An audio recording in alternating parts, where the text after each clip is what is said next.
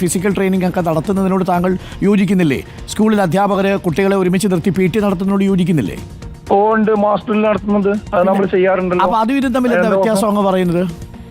അതിൽ ഒരുപാട് വ്യത്യാസമുണ്ട്. അത് നമ്മളതിന്റെ സൂംബ ഡാൻസ് എന്നുള്ളത് നിങ്ങൾക്ക് അറിയാലോ. അത് നോക്കിക്കഴിഞ്ഞാൽ യൂട്യൂബിലൊക്കെ സെർച്ച് അല്ല, സൂംബ ഡാൻസിൽ ഇപ്പോ വേണ്ടത്ര, അതായത് അസഭ്യമുള്ള അശ്ലീലമുള്ള വസ്ത്രങ്ങൾ ധരിച്ചു വരരുത്, അത്രയല്ലേ ഉള്ളൂ? അല്ല, വസ്ത്രം ധരിക്കുന്നത് മാത്രമല്ല, അതില് ഈ കുട്ടികൾ അങ്ങനത്തെ ഒരു കാഴ്ചപ്പാടിലേക്കും ഒരു സംസ്കാരത്തിലേക്കും. എങ്ങനെയുള്ള കാഴ്ചപ്പാട്?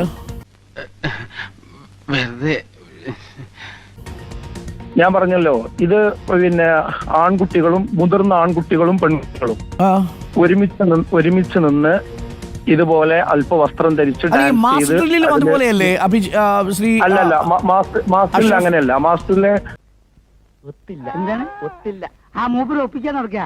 അതായത് മുതിർന്ന കുട്ടികൾ, ആൺകുട്ടികളും പെൺകുട്ടികളും മിങ്കിൾ ചെയ്ത് അവർ പരസ്പരം സ്പർശിക്കാൻ സാധ്യത ഉണ്ടായി.